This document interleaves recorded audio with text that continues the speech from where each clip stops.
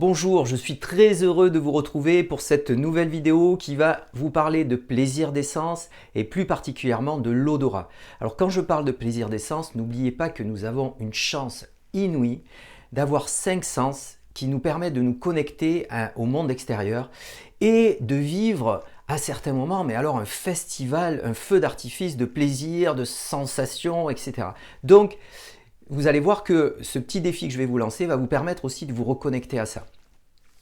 Donc, je m'appelle Thierry, je suis là pour vous aider, pour vous inciter à créer plus d'amour en vous et autour de vous par des actes simples. Donc, je vais vous parler en fait de sensorialité et plus particulièrement d'odorat, comme je vous le disais. Alors déjà, il faut savoir que la mémoire olfactive, donc celle de l'odorat, est une mémoire très puissante et je vais vous expliquer pourquoi. En fait, dans le cerveau, vous avez plusieurs zones et le cortex olfactif est à proximité du système limbique qui est le système de contrôle des émotions.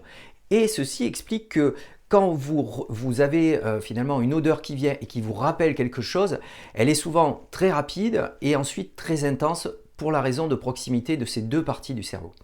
Maintenant, je vais vous parler d'un souvenir. Alors ça se passait quand j'étais tout petit, je ne me rappelle pas l'âge. Et vous allez voir, on a tous des petites choses particulières. Et là, je vous livre quelque chose que je livre pas souvent, dont je parle peu souvent. Il s'agit en fait de moments quand j'étais pas très bien, que je sais pas, je venais de me faire gronder ou je me sentais pas bien. Je me rapprochais d'un chien. Parce que ma grand-mère avait souvent des chiens, il y a toujours eu des chiens dans la famille. Et en fait, quand je me blottissais contre ce chien, je lui parlais, donc ça me permettait d'être bien, mais je faisais aussi quelque chose, c'est que je prenais sa patte, le dessous de sa patte, et je sentais les coussinets. Et là, il y avait une odeur de cuir que j'adorais et qui me calmait, qui m'apaisait, qui me faisait du bien. Et alors aujourd'hui, j'ai plus trop l'occasion, d'abord j'ai pas de chien, mais j'ai plus trop l'occasion de faire ça, c'est un peu particulier, mais ça m'est arrivé quand même et waouh, c'était vraiment quelque chose voilà, de puissant, qui me fait du bien. Je vais vous parler maintenant d'un autre souvenir. Alors celui-là, ça se passe non pas dans ma petite enfance, mais ça se passait en 1987. Et voilà, je vais vous montrer l'objet du délit. C'est celui-là. Alors, je ne sais pas si vous voyez, c'est un flacon d'huile essentielle d'ylang ylang. Il date, puisqu'il date de 87. Et quand je sens cette huile essentielle d'ylang ylang, en fait, ça me ramène aux États-Unis. Donc, je suis parti une année, c'était donc en 87, une année aux États-Unis. Et j'ai passé 6 mois aux alentours de Los Angeles.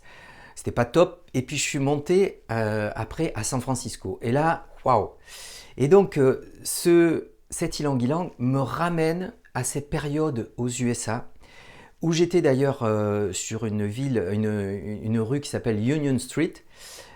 Et où j'ai travaillé dans une petite boutique à l'époque qui s'appelait l'Herbier de Provence et donc où ils vendaient en fait tout ce qui concerne la Provence, y compris des huiles essentielles et dont celle de l'ylang ylang. Alors l'ylang ylang c'est pas très provençal, je vous l'accorde, mais par contre c'est cette huile que j'ai découvert là-bas et chaque fois que je ressens cette odeur, waouh, ça me ramène dans tous ces souvenirs de cette époque, San Francisco, les sorties, j'ai rencontré des potes, je bossais dans des restos, je découvrais la ville, enfin j'ai fait des tas de trucs là-bas vraiment géniaux. C'était d'ailleurs une des premières années où c'est la première année d'ailleurs où j'ai vraiment senti en moi l'indépendance, donc c'était génial.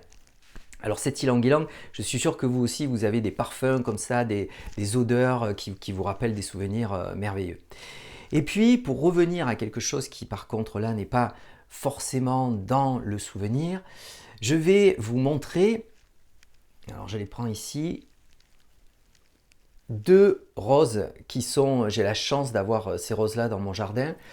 Celle-ci, en fait, est plus jolie, mais moins odorante. Par contre, celle-ci, qui commence un petit peu à se faner, quand je sens ça, waouh! Quel plaisir, quel bonheur de sentir toute cette subtilité de la rose, c'est incroyable.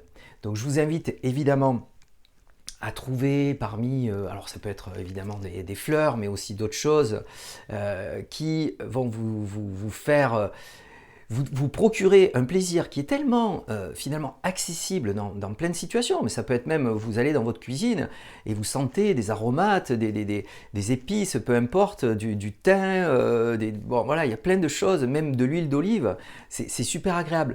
Et ce que vous faites, en fait, vous focalisez votre attention sur votre odorat. Et à ce moment-là, c'est comme si toutes vos capacités de ressentir étaient centrées sur un seul sens, l'odorat, et tac, vous allez sur le fruit, ça peut être même un bon vin que vous servez, vous faites tourner le verre et vous sentez ça, et là, waouh, une explosion, et vraiment vous concentrer sur le bon, l'agréable que ça vous procure. J'ai une dernière petite surprise à vous donner, des fraises.